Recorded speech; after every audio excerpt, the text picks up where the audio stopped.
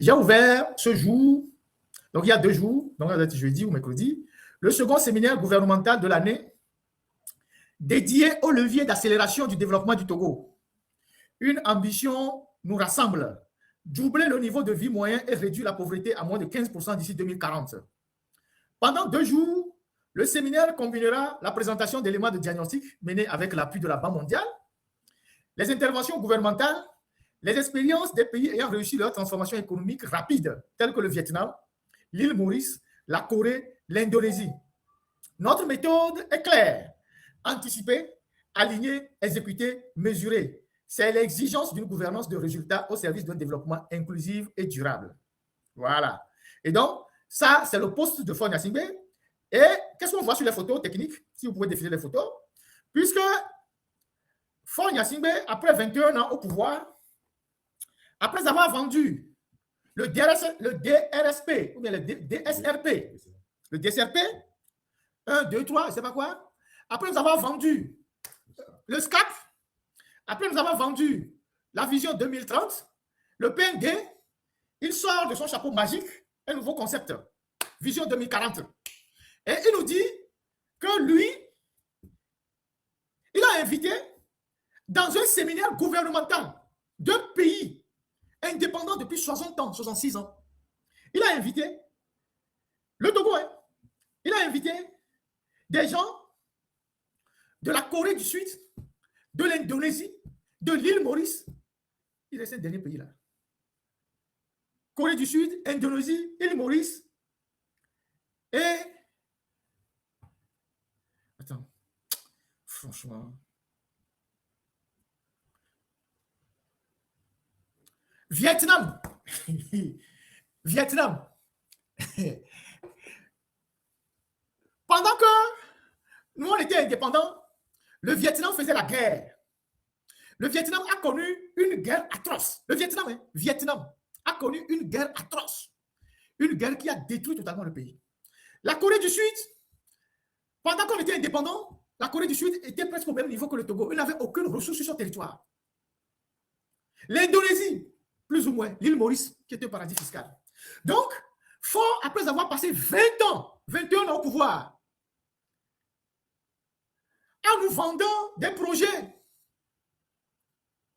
20 ans après, ce n'est plus Dominique Strauss-Kahn qui est le magicien qui le met dans le deuxième séminaire gouvernemental de cette année. Il y a Carlos Lopez, bien sûr. Ce sont les mêmes individus. Il fait venir, tu feras payer des Indonésiens, des Vietnamiens, des Mauriciens et des je ne sais pas quoi. Ça, nous, le globe, on dit Vietnamien, c'est une insulte, ou bien quand on dit que tu es Vietnamien, c'est une insulte. Même les Soukoulou, les Zoumiens, on vient dire Vietnamien. Mais c'est une moquerie. Donc, c'est Vietnamien que Faure Gnassingbé est venu trouver, est parti trouver pour venir accélérer le développement Togo. Je fais un récapitulatif de tous les projets que Faure nous a vendus. Et on va lire tout ça rapidement. Et vous allez me dire si c'est moi qui suis dans le tort ou je suis dans la vérité. Je commence, je laisse les histoires de DRSP, et SCAP et tout ça. Je tombe sur le PND. PND 2018-2022, conçu par le régime pour l'émergence du futur Togo à l'horizon 2030. Il y a eu le travail de Kako Mboupa, de toute son équipe, des gens qui sont arrivés après et tout ça. Le PND a pour objectif global de transformer structurellement l'économie pour une croissance forte, durable, résiliente, inclusive, créatrice d'emplois décents et induisant l'amélioration du bien-être selon le gouvernement. Le développement d'une chaîne logistique de transport autour du port autonome de Lomé en l'intégrant en un réseau de transport rénové en vue de créer un hub logistique et un corridor de développement compétitif. Le développement des chaînes de valeur dans le secteur agro-silvo-pastoral par la mise en place des agropoles fédérant activités, culture vivrière, aquaculture, transport, transformation et recherche, y compris la réforme du foncier. Le développement des chaînes de valeur dans le secteur des industries manufacturières, artisanales, extractives, par la création des parcs industriels intégrés, tournés vers des industries exportatrices et intensives de main-d'œuvre. Exemple, textile. Ainsi que le développement et la transformation des filières des phosphates. Écoutez très bien. Développement et transformation des filières des phosphates. C'est toujours là-bas dans la brousse. Le renforcement de la filière du calcaire. Le parachèvement des réformes du cadre juridique de régulation des secteurs d'éthique, la réduction des coûts, l'amélioration de la connectivité pour progresser rapidement vers la digitalisation de l'économie. La réduction du déficit en fourniture des services énergétiques, de l'estage. Tout ça, c'était dans le PND. L'accélération de la croissance. Le Togo se trouve dans le tiers inférieur des pays pairs en termes de croissance de PIB par habitant. L'amélioration de la gouvernance sous toutes ses formes, qui traduit par une administration dont les performances doivent être renforcées pour accompagner la transformation de l'économie. L'inclusion sociale et financière qui devrait assurer une meilleure redistribution des retombées de la croissance. La mobilisation des ressources afin d'améliorer la capacité d'endettement de l'État et d'attraction des investisseurs privés. Vision 2030. Fort à travers ce programme, de plus, voulait faire du Togo un pays émergent. Croissance, 7,%.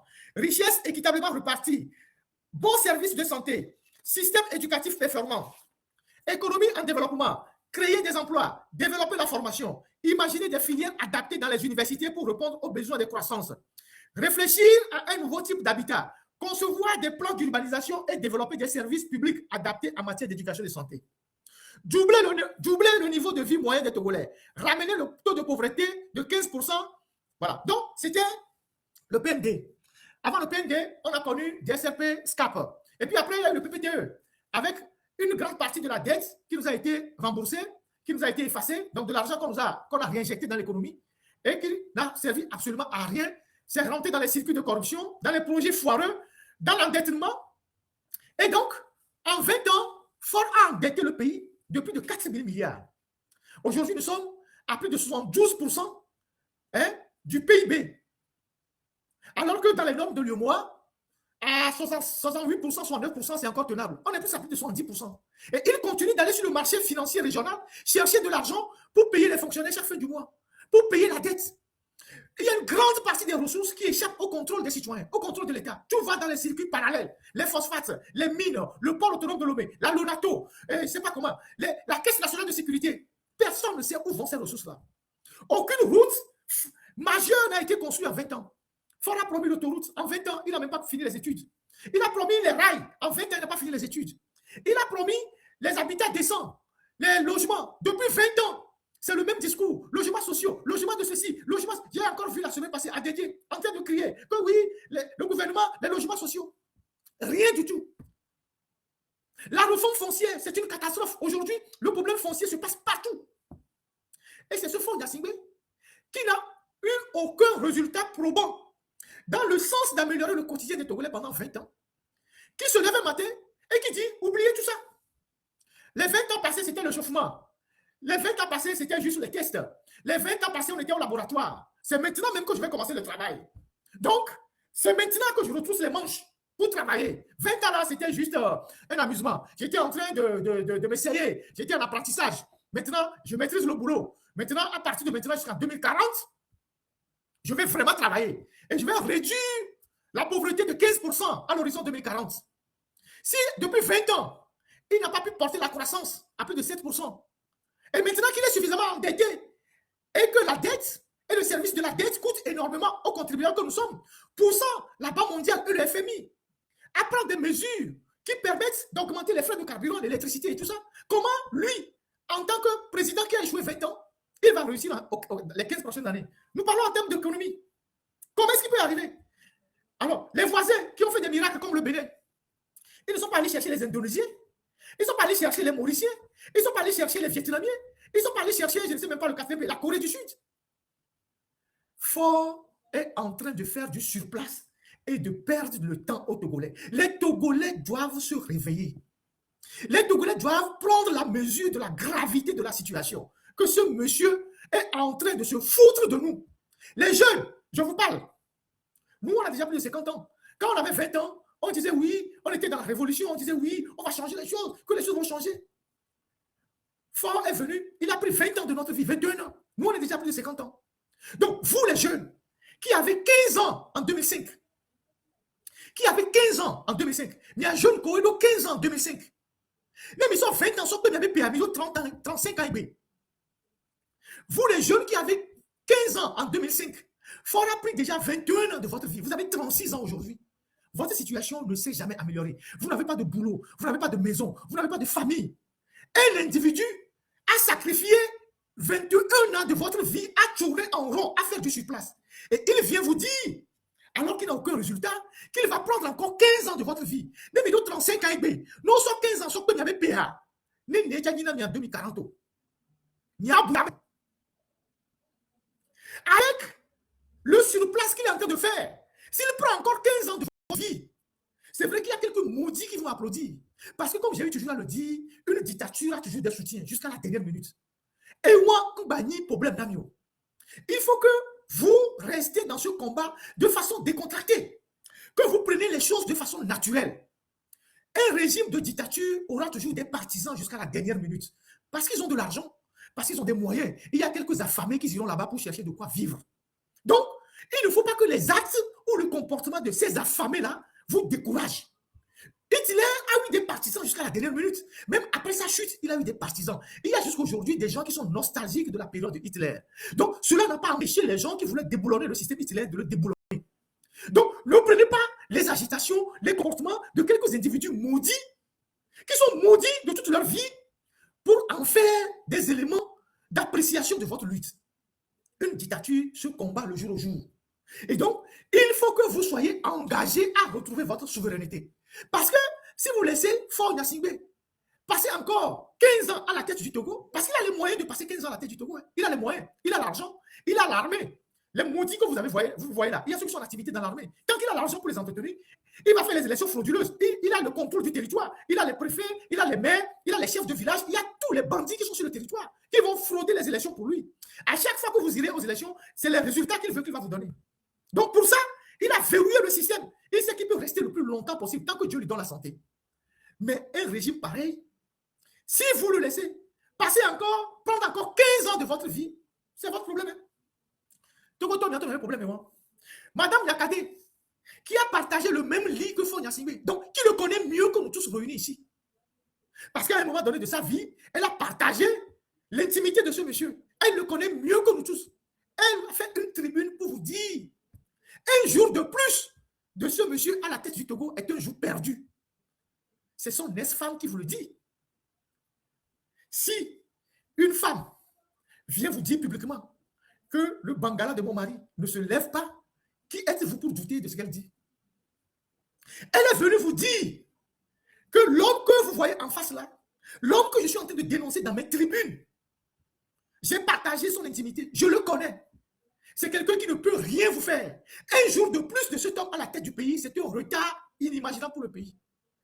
Mais ce monsieur sort pour vous dire, moi j'ai déjà fait 21 ans, je suis là jusqu'en 2040. Rappelez-vous que je vous ai déjà dit qu'un ministre a dit qu'ils sont là jusqu'en 2045. Donc, il y a des gens qui sont maudits et qui sont contents d'être à la traîne des Gnassingbé. Ils seront là. Parce que c'est des gens qui sont venus sur la terre pour accompagner les autres. Il y a des gens qui sont venus sur la terre pour accompagner les autres. Donc, moi, je m'adresse à vous les jeunes. Vous tous qui pensez que c'est de l'amusement, votre âge avance, votre vie avance. Vous vieillissez. Le Togo aujourd'hui, c'est un pays bloqué. C'est bloqué pour tout le monde. Je disais hier à des amis, on s'est retrouvés entre amis, je dis, mais, yo vous dites, il y a tout le politique, il y a les politiques, j'explique aux amis qu'il y a un appartement meublé, mais il y a tout le lomé. Je vous dis, il y a beaucoup de temps qu'on appartement meublé. C'est les gens qui sont en Occident, en Europe, qui ont conçu des villas, mais puis ils y vont une fois ou deux fois par an. Parce que les maisons, il faut les entretenir. Il faut entretenir une maison. Qui ont fait de leur maison des appartements meublés. Et comme tout le monde a fait de sa maison un appartement meublé, et qu'il n'y a plus d'offres, parce que les gens ne viennent plus au pays. Les gens ne vont plus au pays. Donc, les appartements meublés sont là-bas vides. Mais il faut payer les charges. Il faut payer l'électricité. Il faut payer les charges d'entretien. Il faut payer aussi, aujourd'hui, les taxes de l'OTR. Tout ça, c'est la politique. Et quand le pays ne fonctionne pas, ça se rejaillit sur tout le monde. On a politique, on a politique, on a pas politique, mais il y a la file, on a planifié la file, on a mené les relations. Ah, mais ouais, et donc, soutient les politiques, mais et d'ici soldat, et d'ici magistrat, et d'ici juge, et d'ici colonel, on a roi, relation, n'est pas job. Donc, il y a bata, mais nous la font, les Togo, mais la batati Togo, là, nos police, mais les pendant 15 prochaines années, faut que nous changer Amérique, bébé, Vio, en 20 ans, on va les blâmer d'ici 15 ans, et il y a réduit la pauvreté de 15%. On va regarder les images pendant que je parle. Pendant que je parle. On va voir tous les chantiers, beaucoup de chantiers qui sont abandonnés. Celui qui n'arrive pas à terminer des chantiers, parfois que la présidence même a lancé. Vous savez, Il y a un projet à la présidence qu'on appelle PAPV. Le coordonnateur est décédé il y a quelques mois. Il s'appelle Ali Tagba. C'est des financements de la présidence pour réaliser certains projets d'urgence. Et les projets de PAPV, il y en a partout sur l'ensemble du territoire. Plusieurs sont abandonnés. Dans les quartiers de Benyedi, là, il y a certains fonds qui viennent du PAPV. Et quand le coordonnateur est décédé, le monsieur Ali Tagba, là, tous ceux qui sont dans le PAPV, ils ont été mis au chômage technique. Ils sont des centaines, ils sont actuellement à la maison. Chômage technique. Mais Ford vous dit qu'il va vous trouver de l'emploi. Et Star Togo vient de licencier 42 ou 47 employés. Les licenciements se font tous les jours. Je vais vous montrer un projet de marché qu'on a financé avec l'argent public, qui est abandonné. À côté de Amosukopé, sur la route de Palimé, à 6 km dans un village qu'on appelle Glécopé. C'est à 6 km de Amosukopé, en allant à Palimé. Vous voyez ça? Ils sont allés dans la brousse. Ça, c'est le développement que font en train de vous projeter. Hein. Ça, c'est le développement, ça. C'est ce que font appelle développement. Ils sont allés dans la brousse. Ils n'ont fait aucune étude de base. Ils sont allés construire ces hangars que c'est dans le marché, c'est le nouveau marché pour le village. Et ils ont construit ça. Tout ça a coûté 22 millions. Ils ont débloqué 23 millions pour aller mettre ces hangars dans une brousse. Ça fait 7 ans que ces hangars sont dans la brousse. Et c'est les serpents, c'est les animaux qui se couchent là-bas. Et vous avez des cas comme ça sur l'ensemble du territoire. Sur la route de Notier, vous en trouvez. À Vaughan, un peu partout, vous trouvez des cas comme ça. C'est des milliards qu'on a dépensés comme ça. C'est jeté partout. Ça, c'est à Glécopé, pas loin de Amosukopé. Vous avez plein de marchés comme ça. Des choses comme ça qui sont abandonnées. Des chantiers de route, de rue, qui sont abandonnés partout comme ça. Il n'a pas encore fait l'état des lieux de tous ces projets qu'il a abandonnés dans la nature. Les routes, c'est pareil. On va vous montrer des routes à Lavagnon. Et Lavagnon. Voilà, des chantiers à Lavagnon. Que lui-même, il allait lancer, hein, qui sont abandonnés. C'est abandonné avec les œuvres. Oubliez audio les chantiers. C'est tous ceux qui ont construit ça. Et Lavagnon. Préfecture de l'Est Mono. Où les titans, où les voitures continuent de tomber dans l'eau, sous les ponts. Nous sommes à Lavagnon. Vous avez plein de chantiers comme ça qui sont abandonnés. Même au cœur de la ville de Lomé. La route Petit Contournement jusqu'à l'église catholique d'Agoé. IPG, la route de Ségbé. Tout ça, c'est abandonné. Et il n'est pas capable de terminer ces petits chantiers. Il vient vous dire que d'ici 2040, il va transformer le Togo structurellement. Voilà. C'est la MPC qui leur a offert ça. C'est avec ça que les gens traversaient les rivières de l'Est Mono là-bas. Voilà le Togo. Ça, c'est la profondeur du Togo, les réalités du Togo. Il faudra lancer plusieurs projets comme ça qui sont à l'abandon, qu'il est même incapable lui-même d'évaluer. Donc, Faure Gnassingbé a besoin des Coréens et des Vietnamiens avant de goudronner les rues de Lomé. Il a besoin des Sud-Coréens avant de construire les hôpitaux. Il a besoin des Mauriciens avant de construire les lycées. On va regarder le CHU, les urgences au CHU, Sylvanus Olympio. Les images que je vais vous montrer sont de cette semaine. Les gens qui sont arrivés aux urgences, le plus grand hôpital du pays, bébé violé, natalité, la pédiatrie, maternité, on les 5 sur un petit lit, les viols le cou, on les touffait, les viols le cou, on n'en parle pas. Nous, ici, Sylvanus Olympio, on nous des viols, des viols là-bas, on dit et moi, à vous violer, on va aligner des viols, pardon, et vino, les couloirs, on va tomber, oxygène fort, des viakou, des viols le cou, tous les jours. Au ICHU, Sylvanus Olympio, les maternités, on donne des violos à bâtir de l'omolo. Il n'y a pas assez de lits. On aligne les enfants collés. Et les enfants à la naissance meurent tous les jours. Ce que vous voyez là, c'est le CHU Campus. C'est le CHU Sylvanus Olympio. Photo de semaine. Urgence à Mova Kondi, au Lanigban, à Batimulo. Ça, c'est aux urgences, ça. Et ce mec sort, il vous dit oui, je vais changer le Togo structurellement dans les 15 prochaines années. Je vais réduire la pauvreté. Alors que lui, il s'enrichit. Il confisque toutes les richesses du pays. Les gens qui sont à Vaughan, on est en train de détruire leurs habitats, exploitant le phosphate, sans jamais leur rendre compte. Il dit qu'il veut réduire leur misère. Comment il va réduire leur misère s'il ne fait pas un rééquilibrage des ressources du pays, s'il ne fait pas des comptes aux gens, si la minorité continue de s'enrichir?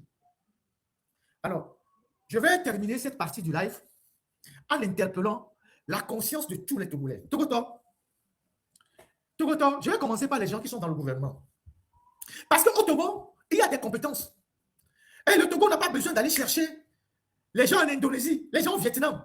C'est un paresseux qui peut allumer cet écran de fumée. C'est un incapable qui peut allumer des écrans de fumée comme ça pour faire croire à l'opinion qu'il est en train de travailler. Parce que les ressources internes sont là. On a connu Humbo, il n'était pas médiocre. Sinon, ce n'est pas toujours à l'international. C'est le système qui a été fatal à lui. On a connu Kako Nouboubo. Kako Nouboubo, qui a d'ailleurs piloté cette histoire de Vision 2030, je pense, qui ont écrit un grand livre là. Mais Kako a fait des témoignages. Le jour où Kako était en train de faire des propositions des propositions majeures au Conseil des ministres. Kako lui a propositions, des propositions hein, pour changer structurellement le pays parce que Kako, il est quoi? Il est économiste. Et il a plein d'idées. Il était en train de faire des propositions. Il y a eu un incident au Conseil des ministres. C'est les Solito qui ont commencé par charger Kako de beaucoup en disant oui, si Kako, le livre de Kako est un livre très dangereux parce que c'est un livre qui fait le procès des Yadema. Et voilà, tout ça, tout ça. Et ça a chauffé le Conseil des ministres. Il faut taper du poing sur la table. Il a quitté le Conseil des ministres. C'est comme ça que Kako a été viré du gouvernement.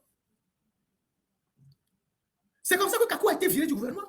Donc, ils ont dit oui, comment est-ce qu'il peut parler comme ça? Il a ceci, c'est comme il a fait le procès de Yadema, que Yadema n'a rien fait. Les Solito qui se sont mis sur leurs ergots, ils ont créé des problèmes. Et Faure qui est un chef d'État, au lieu de dire, bon écoutez, on peut partir du diagnostic, il fait mieux. Et il s'est aligné. Comme il n'est pas suffisamment, il a quitté le Conseil des ministres et puis ça s'est terminé en coup de poisson. Le jour suivant, Kako était à Thiévier pour lancer, c'est pas un projet. On l'appelle, on dit, tu es où? Il dit, je suis à Thiévier. Tu fais quoi? Il dit, je voulais lancer. Thiévier dit, on arrive. Et il y a un hélicoptère qui est venu le chercher à Thiévier. L'hélicoptère l'a pris directement jusqu'à Kara. Et c'est dès qu'il arrive à Kara qu'on le notifie qu'il est viré du gouvernement. C'est Kako même qui nous a raconté cette histoire, cette mésaventure. C'est des gens qui sont quand même compétents. Mais Faure n'a rien fait avec ces gens-là. Les Kokoroko, mais ils ont fait leur preuve aussi à l'université. C'est des gens qui peuvent apporter quelque chose. Mais le système ne leur permet pas de travailler. Parce que quand vous les prenez individuellement, malgré leurs défauts, c'est quand même des ressources de notre pays. Mais si ces gens-là n'arrivent pas à travailler, c'est parce qu'il y a quelqu'un à la tête qui ne leur permet pas de travailler. Et cette personne-là va chercher des ovnis au Vietnam. C'est avec les Vietnamiens que Faure veut développer le Togo. Mais pourtant, Faure nous a fait croire dans ce pays que le Rwanda était son modèle. Il est parti plusieurs fois chez Kagame. Il est parti chercher des Rwandais qui sont venus. Il les a amenés à l'OTR. Aujourd'hui, nous sommes en 2026.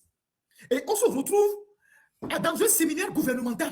C'est-à-dire, on se retrouve dans un secret d'État avec des étrangers qui sont d'ailleurs en pole position et les ministres sont derrière. Vous imaginez le discrédit qu'on jette sur le pays? C'est-à-dire qu'on amène des étrangers dans un conseil de ministres, dans un État indépendant, celui qui se dit panafricaniste. Il va chercher des Vietnamiens, des gens qui peuvent repartir du Togo avec des secrets d'État. Il les met devant et il met les ministres derrière comme des élèves. Donc, il y a Kokoroko, il y a Robert Douceo, il y a Bawarao. Kwamio, il y a nos compétences aux Vietnamiens. Vous tous qui êtes dans le gouvernement, là, vous tous là, les Sina Lawson, les Kokoroko, les Bawara, les Bojola, je ne sais même plus qui sont dans ce gouvernement-là, je ne sais même pas. Les Stasinas Bamouni Baba, les Sandra Johnson. Donc, vous n'avez aucune compétence. Les Bojola, les Isaac Siakpe, je ne sais pas, les Madjoulba. Donc, vous n'avez aucune compétence. On va chercher, c'est-à-dire, ce qu'on voit là, c'est aussi une insulte à notre intelligence. On va aller chercher des gens au Vietnam et nos ministres sont assis comme des petits élèves et assis aux côtés des margouillards. Et tout ça parce que c'est Faure qui a décidé de ridiculiser le Togo comme ça, parce que lui-même, il est incompétent.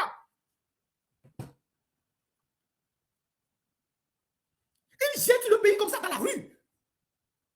Tu vois? Ceux qui sont en train de changer le cours de leur histoire, ils vont chercher des étrangers en 2026. Et non seulement ces gens on les amène comme simples consultants, mais on les met dans un séminaire gouvernemental où on discute des questions stratégiques de l'État dans ce monde de concurrence. Ça, c'est une trahison. Et on se fait la photo de ces gens-là. Bientôt. Franchement. Et donc, autant que vous êtes autour de Faure Gnassingbé, je vous interpelle. Je ne sais pas quels sont vos rapports avec Faure Gnassingbé, mais vous devez comprendre que c'est tout un pays qui se meurt. Et que ce que les Togolais vivent là, ça va retomber sur vous. Robert Doucet, intellectuel, universitaire, j'interpelle ta conscience.